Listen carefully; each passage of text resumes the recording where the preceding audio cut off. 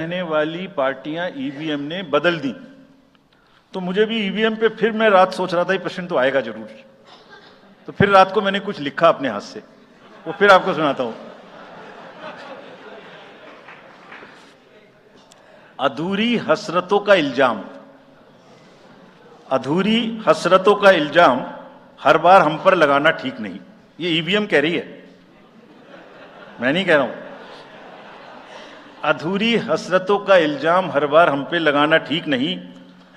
वफा खुद से नहीं होती, खता ईवीएम की कहते हो। और बाद में गोया जब परिणाम आता है तो उस पे कायम भी नहीं रहते, आप ही के पक्ष में रिजल्ट आ जाता है। ये क्या बात है भाई, कितने दिन?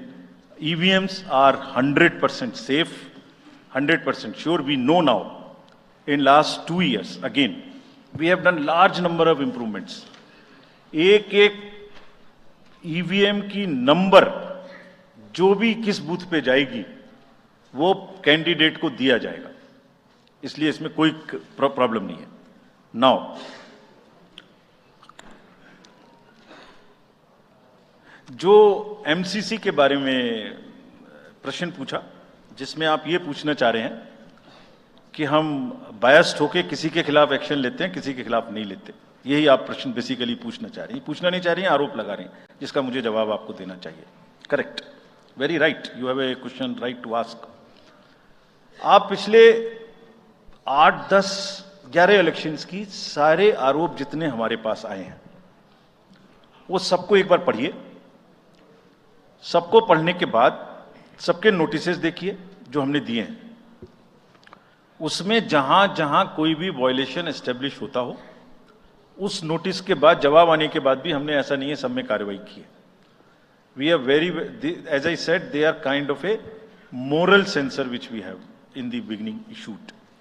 और जिस किसी के भी खिलाफ में अगर कहीं भी कोई केस बनेगा, however high star campaigner he और she may be, we will not sit back, we will take action. Next, sir, we'll take some questions from that side. Yeah, the middle row. There is a gentleman holding both his hands up. उनको दे दीजिए। बोलिए थोड़ा जल्दी दें। Yes sir. Mic के लोग थोड़ा जल्दी दें। थोड़ा माइक जरा जल्दी दीजिए, वो सेंट्रल रो में है, वो हाथ जी उठा रहे हैं वो।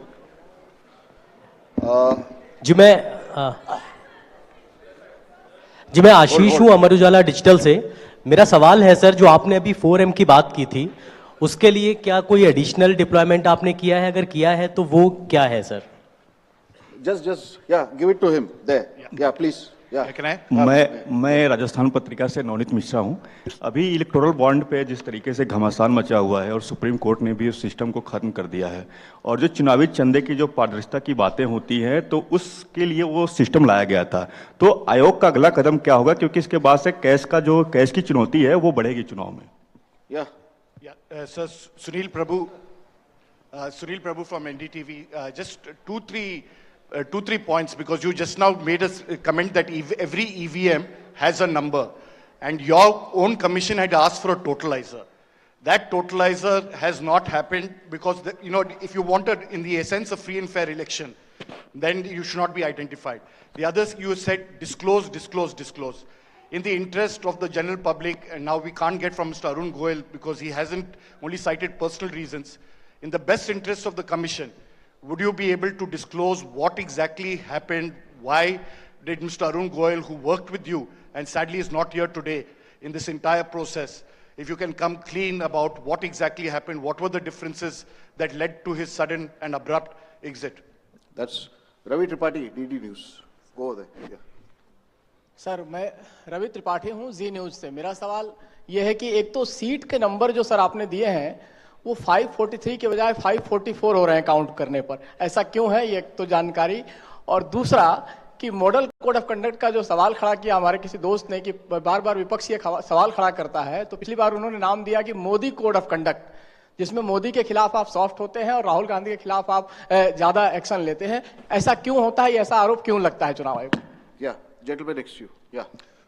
सर, नीरज हूँ, न्यूज़ 18 इंडिया से। सर, पहले तो चुनाव आयोग को बहुत बहुत बधाई कि आप लोग पूरी कंप्लीट टीम हो गए दोनों चुनाव आयुक्तों को, और इस बड़ी प्रेस कॉन्फ्रेंस के माध्यम से हम लोग का वास्ता हो रहा है। हमारा सवाल यह है कि ये तो हमें अंदाजा था कि जम्मू और कश्मीर में विधानसभा के चुनाव नहीं होंगे इस बार, लेकिन ऐसा क्यों किया है? हालांकि आपके पास वक्त है, कोर्ट ने भी आपको वक्त दिया है, जम्मू कश्मीर में विधानसभा चुनाव न कराए जाने की क्या वजहें हैं?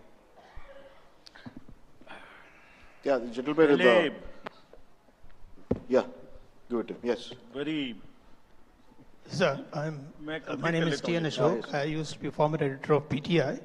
I also write a lot of political articles from New York. So I just wanted to know, I was just following the Federal Election Commission of the US, which publishes on its website the amount of money raised by presidential candidates, like say, it has just come out only yesterday. Biden has raised about $106 million. Trump has raised $88 million. Nikki Haley has raised about $48 million. And Vivek Ramaswamy has raised about $24 million. Is it possible for the Election Commission of India to publish such kind of details of not the candidates, but the parties, how much have they raised for the 2024 elections? Yeah, thank you. CC will take questions. Now let me answer these questions first. Very critical, very important questions. What are in everybody's discussion during this time, and it is necessary that one clears the stand on that. So first of all, I must congratulate that you have calculated it's 544, not 543. I never guessed that anybody would so quickly calculate this. कि ये 543 seat हैं तो 544 total में कैसे आ गई? एक constituency में 2 बार election होंगे, विच इज इन मणिपुर, तो वो 2 बार काउंट हो रहा है, इसलिए 544 है. So this is the first part of yours. Let me come to mister Prabhu. You asked the questions on totalizer. I entirely agree with you that booth wise result मालूम होने से किस बूथ पर किसने किसको कितना वोट दिया ये जानने से it's not a best possible situation in the country.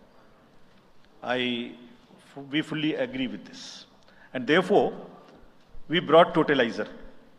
The totalizer was an instrument कि जैसे एक राउंड में 14 टेबल पर काउंटिंग हो रही है, तो 14 मशीन्स को एक साथ जोड़ दीजिए और 14 का रिजल्ट एक साथ आएगा, तो कम से कम इतना पता नहीं लगेगा. लेकिन महाशय, यहां तो एक ही मशीन के रिजल्ट पे भरोसा नहीं हो रहा. मैं 14 जोड़ दूंगा तो लोग बोलेंगे पता नहीं क्या कर दिया. Let the political system mature itself.